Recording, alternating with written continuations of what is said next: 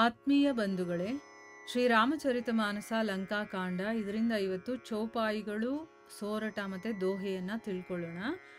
ಲವ ನಿಮೇಶ ಪರಮಾನು ಜುಗ್ ಬರಶ ಕಲಪ ಸರ ಚಂಡ ಭಜಸಿ ನ ಮನ ತೇಹಿ ರಾಮ ಕೋ ಕಾಲು ಜಾಸು ಕೋ ದಂಡ सिंधु बचन सुनी राम सचिव बोली प्रभु अस कहेऊ अब बिलंब के ही काम करहु सेतु उतरई कटकु सुनहु भानुकुल केतु जामवंत कर जोरी कह नाथ नाम तव सेतु नर चढ़ी भव सागर तरही यह लघु जलधि तरत कति बारा अस सुनी पुनि कह पवन कुमारा प्रभु प्रताप बड़वानल भारी सो शेवु प्रथम पयोनिधि बारी तव रिपु नारी रुदन जल धारा भरेवु बहोरी भयवु तेहि खारा सुनी अति उकुति पवन सुत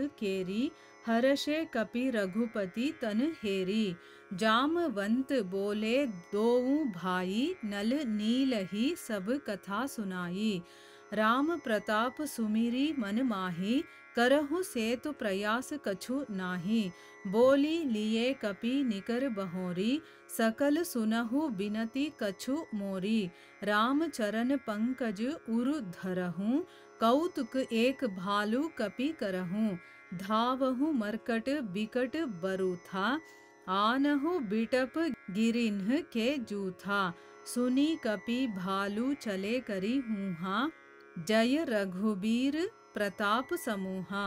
ಇವು ಚೌಪಾಯಿಗಳು, ಸೋರಠ ಮತ್ತು ದೋಹೆ. ಈಗ ಇದರ ಅರ್ಥ ಏನು ಅಂತ ತಿಳ್ಕೊಳ್ಳೋಣ. ಇಲ್ಲಿ ತುಳಸಿದಾಸರು ತಮ್ಮ ಮನಸ್ಸಿಗೆ ಹೇಳ್ಕೊಳ್ತಾ ಇದ್ದಾರೆ. ಈಗ ನೋಡಿ, ನಮ್ಮ ಮನಸ್ಸಿಗೆ ನಾವು ಕೂಡ ಅದನ್ನು ಹೇಳ್ಕೊಳ್ತಾ ಇರಬೇಕು. ಏನೋ ನೀನು ಮಾಡ್ತಾ ಇರೋದು ಸರಿನಾ ತಪ್ಪಾ, ಅಥವಾ ನಾವೇನಾದರೂ ದಾರಿ ತಪ್ತಾ ಇದ್ರೆ ಅದಕ್ಕೆ ಹೇಳ್ತಾ ಇರಬೇಕು. ಹೇಳ್ತಾ ಇದ್ದಾಗ ಆ ಮನಸ್ಸು ಸರಿಯಾಗುತ್ತೆ. ನಾವು ಅದು ಇಷ್ಟ ಬಂದಂಗೆ ಬಿಡಬಾರ್ದು. ನೋಡಿ, ಇಲ್ಲಿ ನಾವು ತುಳಸಿದಾಸರಿಂದ ಕಲಿಯುವಂಥದ್ದು ಬೇಕಾದಷ್ಟಿದೆ. ಇವರಿಲ್ಲಿ ತಮ್ಮ ಮನಸ್ಸಿಗೆ ಹೇಳ್ಕೊಳ್ತಾ ಇದ್ದಾರೆ. ಅವ್ರು ಹೇಳ್ಕೊಳ್ತಾ ಇರೋದು ಅವ್ರ ಮನಸ್ಸಿಗೆ ಆದರೂ ಕೂಡ ಇಲ್ಲಿ ಅವರು ನಮಗೆ ಹೇಳ್ತಾ ಇರೋದು ಅಂತ ನಾವು ಇಲ್ಲಿ ಅರ್ಥ ಮಾಡ್ಕೋಬೇಕು. ಏನು ಹೇಳ್ತಾ ಇದ್ದಾರೆ? ಎಲ್ಲ ಈ ಮನಸ್ಸೇ ಕಾಲವನ್ನೇ ಕೋದಂಡವನ್ನಾಗಿಸ್ಕೊಂಡು, ಈಗ ಕಾಲ ಅನ್ನೋದನ್ನ ಕೋದಂಡ ಧನಸ್ಸನ್ನಾಗಿ ಮಾಡಿಕೊಂಡು ಲವ ನಿಮೇಶ ಪರಮಾಣು ವರ್ಷ ಯುಗ ಕಲ್ಪ ಇದನ್ನೆಲ್ಲ ಬಾಣವನ್ನಾಗಿ ಮಾಡಿಕೊಂಡಂತಹ ಶ್ರೀರಾಮಚಂದ್ರನನ್ನ ನೀನು ಯಾಕೆ ಭಜಿಸೋದಿಲ್ಲ ಅಂತಂದ್ಬಿಟ್ಟು ಇಲ್ಲಿ ಅವರ ಮನಸ್ಸಿಗೆ ಹೇಳ್ಕೊಳ್ತಾ ಇದ್ದಾರೆ. ಈ ಕಾಲನೇ ಕೋದಂಡ. ರಾಮ ಏನು ಮಾಡಿದ್ದಾನೆ, ಆ ಕಾಲವನ್ನ ಕಲ್ಪಗಳು, ವರ್ಷಗಳು, ಯುಗಗಳು, ಲವ ನಿಮಿಷ ಅಂತ ಈ ರೀತಿ ಬಾಣಗಳನ್ನಾಗಿ ಉಪಯೋಗಿಸ್ಕೊಂಡಿದ್ದಾನೆ. ಅದನ್ನೆಲ್ಲ ಬಿಡ್ತಾ ಇರ್ತಾನವನು. ಅಂಥ ರಾಮನನ್ನ ನೀನ್ ಯಾಕೆ ಭಜಿಸೋದಿಲ್ಲ ಅಂತ ಹೇಳ್ತಾ ಇದ್ದಾರೆ. ಅಂದ್ರೆ ರಾಮನನ್ನ ಭಜಿಸು ಅಂತ ಹೇಳೋದು. ಈಗ ನಾವು ಕೂಡ ನಮ್ಮ ಮನಸ್ಸಿಗೆ ಅಲ್ಲಿ ಇಲ್ಲಿ ಎಲ್ಲ ನೀನು ಹೋಗಬೇಡ, ಯಾಕಂದ್ರೆ ನಮ್ಮ ಮನಸ್ಸು ಎಷ್ಟು ಚಂಚಲ ಅಂತ ನಮಗೆ ಗೊತ್ತಿದೆ ಅಲ್ವಾ. ನಾವೇನಾದ್ರೂ ಭಗವಂತನ ವಿಚಾರನ ಕೇಳಬೇಕು ಅಂದಾಗ ಅದು ಬೇಗ ಆಚೆ ಕಡೆಗೆ ಓಡೋಗುತ್ತದು. ಓಡೋಗಿ ಎಲ್ಲೆಲ್ಲೋ ಏನೇನು ಕೆಲಸಗಳು ನಮಗೆ ನೆನಪು ಬರುತ್ತೋ, ಯಾರು ನೆನಪು ಬರ್ತಾರೋ ಅಲ್ಲೆಲ್ಲ ಹೋಗಿ ಬಂದ್ಬಿಡತ್ತೆ. ಅದಕ್ಕೋಸ್ಕರ ಅದನ್ನೆಲ್ಲ ಬಿಟ್ಟು ನೀನು ರಾಮನನ್ನ ಭಜಿಸು, ಭಗವಂತನನ್ನ ಭಜಿಸು ಅಂತ ಅದಕ್ಕೆ ಹೇಳ್ಕೊಡ್ಬೇಕಾಯ್ತಾ. ಇದನ್ನ ನಾವು ಇಲ್ಲಿಂದ ತಿಳ್ಕೊಬಹುದು. ಈಗ ಸೇತು ಬಂಧನ ಮತ್ತು ರಾಮೇಶ್ವರನ ಪ್ರತಿಷ್ಠೆ ಮಾಡ್ತಾನೆ ರಾಮ. ಆ ವಿಷಯದ ಬಗ್ಗೆ ಇವತ್ತು ತಿಳ್ಕೊಳ್ಳೋಣ.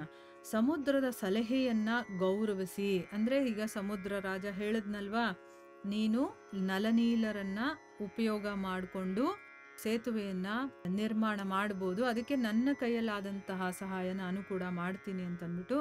ಸೊ ಈಗ ಸಮುದ್ರ ಹೇಳಿದಂತಹ ಸಲಹೆಯನ್ನ ಗೌರವಿಸಿ ಶ್ರೀರಾಮಚಂದ್ರ ಮಂತ್ರಿಗಳನ್ನ ಕರೆದು ಈ ರೀತಿ ಹೇಳ್ತಾನೆ. ಇನ್ಯಾಕೆ ತಡ ಮಾಡ್ತೀರಾ, ಸಮುದ್ರ ಕೂಡ ಈಗ ಪರ್ಮಿಷನ್ ಕೊಟ್ಟಾಯ್ತಲ್ವಾ, ಸೈನ್ಯ ದಾಟೋದಕ್ಕೆ ಆಗೋ ಹಾಗೆ ಸೇತುವೆಯನ್ನ ನಿರ್ಮಾಣ ಮಾಡಿ ಅಂತ ಅಂದ್ಬಿಟ್ಟು ಹೇಳ್ತಾನೆ. ಆಗ ಜಾಂಬುವಂತರು ಕೈ ಜೋಡಿಸ್ಕೊಂಡು ವಿನಯದಿಂದ ಈ ರೀತಿ ಹೇಳ್ತಾರೆ, ಓ ಸೂರ್ಯವಂಶ ಕೇತುವೆ, ಸೂರ್ಯವಂಶಕ್ಕೆ ಕೇತುವ ಹಾಗೆ ಇರುವಂಥವನು ಪ್ರಭು ಶ್ರೀರಾಮ, ಮನುಷ್ಯ ಭವಸಾಗರವನ್ನ ದಾಟೋದಕ್ಕೆ ನಿಮ್ಮ ನಾಮ ಇದೆಯಲ್ಲ ಅದೇ ಒಂದು ಸೇತುವೆ ಆಗಿದೆ. ಅಂದ್ರೆ ಈ ಸಾಮಾನ್ಯವಾದಂತಹ ಸಾಗರವನ್ನ ದಾಟೋದಕ್ಕೆ ನೀವು ಸೇತುವೆ ಕಟ್ಟಿ ಅಂತ ನಮಗೆ ಹೇಳ್ತಾ ಇದ್ದೀರಾ. ನಿಮ್ಮ ನಾಮಸ್ಮರಣೆ ಇದೆಯಲ್ಲ, ಅದು ಈ ಭವ ಅನ್ನುವಂತಹ ಸಾಗರವನ್ನೇ ದಾಟಿಸ್ಬಿಡುತ್ತೆ. ಹಾಗಿರಬೇಕಾದ್ರೆ ಇಂಥ ಒಂದು ಸಮುದ್ರವನ್ನು ದಾಟೋದಕ್ಕೆ ಎಷ್ಟೊತ್ತು ಬೇಕಾಗುತ್ತೆ ಅಂದರೆ, ನಿಮ್ಮ ನಾಮಸ್ಮರಣೆ ಅನ್ನೋದು ನಮ್ಮ ಜೊತೆ ಇದ್ಮೇಲೆ ಈ ಭವಸಾಗರವನ್ನೇ ದಾಟ್ಬೋದಂತೆ. ಈ ಒಂದು ಚಿಕ್ಕ ಸಮುದ್ರವನ್ನು ದಾಟೋದಕ್ಕೇನು ಕಷ್ಟನ ನಮಗೆ ಎಷ್ಟೊತ್ತಾಗುತ್ತೆ, ಕೆಲವೇ ಗಂಟೆಗಳಲ್ಲಿ ನಾವು ದಾಟ್ಬಿಡ್ಬೋದು ಅಂತ ಹೇಳ್ತಾರೆ.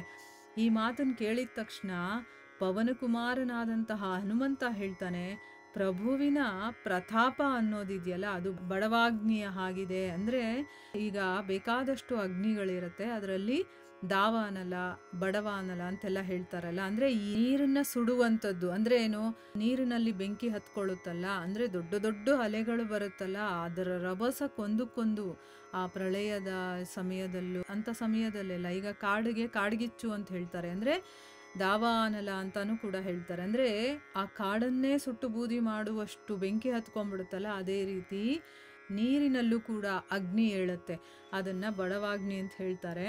ಆ ರೀತಿ ಇದೆ ಆ ಪ್ರಭುವಿನ ಪ್ರತಾಪ ಅನ್ನೋದು. ಅದು ಮೊದಲೇ ಸಮುದ್ರದ ಜಲವನ್ನು ಬತ್ತಿಸ್ಬಿಟ್ಟಿತ್ತು. ಅಂದರೆ ಇಲ್ಲಿ ಯಾಕೆ ಈ ರೀತಿ ಹೇಳ್ತಾ ಇದ್ದಾರೆ ಅಂದರೆ, ತುಳಸಿದಾಸರು ಕವಿಗಳಲ್ವಾ, ಸೊ ಅವು ಏನಾದರೂ ವರ್ಣನೆ ಮಾಡಬೇಕು ಅಂತಂದಾಗ ಆ ಒಂದು ಶೈಲಿಯಲ್ಲಿ ವರ್ಣನೆ ಮಾಡ್ತಾರೆ.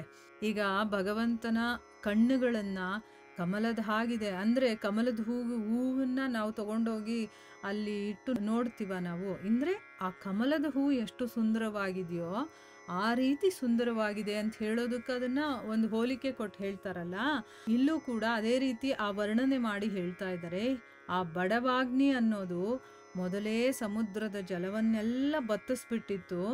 ಆದರೆ ಶತ್ರುಗಳ ಹೆಂಡತಿಯರಿದಾರಲ್ಲ, ಅವರು ಸುರಿಸಿದಂತಹ ಕಣ್ಣೀರಿದೆಯಲ್ಲ, ಅದರ ಧಾರೆಯಿಂದ ಅದು ಮತ್ತೆ ತುಂಬಿಕೊಂಡಿದೆ, ಅದಕ್ಕೆ ಅದರ ನೀರು ಕೂಡ ಉಪ್ಪಾಯಿತು ಅಂತಂದ್ಬಿಟ್ಟು ಇಲ್ಲಿ ವರ್ಣನೆ ಮಾಡ್ತಾ ಇಲ್ಲಿ ಹನುಮಂತ ಹೇಳ್ತಾ ಇದ್ದಾನೆ. ಅಂದರೆ ಭಗವಂತ ಆಲ್ರೆಡಿ ಅದನ್ನೆಲ್ಲ ನೀರನ್ನು ಹಿಂಗಿಸ್ಬಿಟ್ಟಿದ್ದ, ಸುಟ್ಟು ಅದೆಲ್ಲ ಒಣಗಿ ಹೋಗಿತ್ತು, ನಾವು ಇನ್ನೇನು ದಾಟ್ಕೊಂಡು ಹೋಗಬೇಕಾಗಿತ್ತು. ಆದರೆ ಯಾವಾಗ ರಾವಣನ ಲಂಕೆಯಲ್ಲಿ ಆ ಶತ್ರುಗಳ ಹೆಂಡತಿಯರಿಗೆ ಗೊತ್ತಾಯ್ತೋ ರಾಮ ಬಂದಿದ್ದಾನೆ, ಈ ನೀರನ್ನೆಲ್ಲ ಹಿಂಗಿಸು ಬಿಟ್ಟಿದ್ದಾನೆ, ಲಂಕೆಗೆ ಬರ್ತಾನೆ ಅಂತ ಗೊತ್ತಾಯ್ತು, ಆಗ ಅವರು ಕಣ್ಣೀರಿಡ್ತಾರಲ್ಲ, ಆ ಕಣ್ಣೀರಿನಿಂದ ಈ ಸಮುದ್ರ ಉಪ್ಪಾಯಿತು ಅಂತಂದ್ಬಿಟ್ಟು ಹನುಮಂತ ಹೇಳ್ತಾ ಇರೋದು. ಆಮೇಲೆ ಜಾಂಬವಂತರು ಏನು ಮಾಡ್ತಾರೆ, ನಳ ಮತ್ತು ನೀಲ ಅನ್ನುವಂತಹ ಸೋದರರಿಬ್ಬರನ್ನೂ ಕೂಡ ಕರೆದು ಅವರಿಗೆ ನಡೆದಿರುವಂತಹ ವೃತ್ತಾಂತವನ್ನೆಲ್ಲ ತಿಳಿಸಿ ಹೇಳ್ತಾರೆ, ಈ ರೀತಿ ಎಲ್ಲ ಆಗಿದೆ ಅಂತಂದ್ಬಿಟ್ಟು.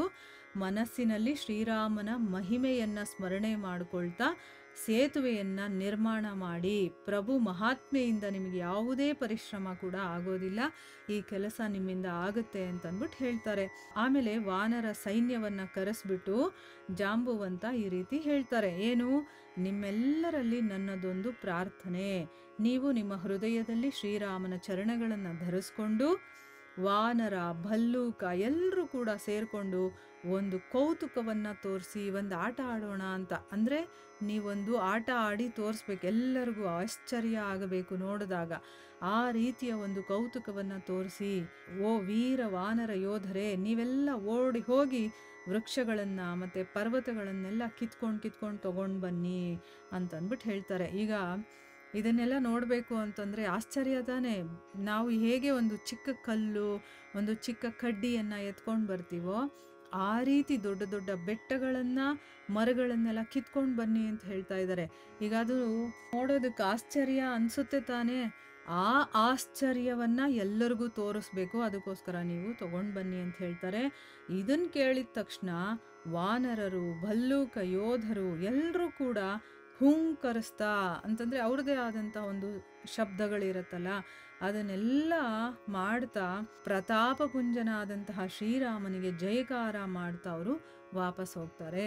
ಅಂದರೆ ಈಗ ನಮಗೆ ಒಂದು ಆಜ್ಞೆ ಕೊಟ್ಟಿದ್ದಾರೆ, ಆ ಕೆಲಸವನ್ನು ನಾವು ಮಾಡಬೇಕು, ರಾಮನ ಕೆಲಸ ಅಂತಂದರೆ ಅವರಿಗೆ ತುಂಬಾ ಖುಷಿ ಅಂತಂದ್ಬಿಟ್ಟು ಅವರೆಲ್ಲರೂ ಕೂಡ ಕಿರ್ಚಾಡ್ಕೊಂಡು ಅವ್ರ ಕೆಲಸ ಮಾಡೋದಕ್ಕೆ ಹೋಗ್ತಾರೆ. ಇಲ್ಲಿಗೆ ನಾವು ನಿಲ್ಲಿಸೋಣ. ಹರೇ ಕೃಷ್ಣ.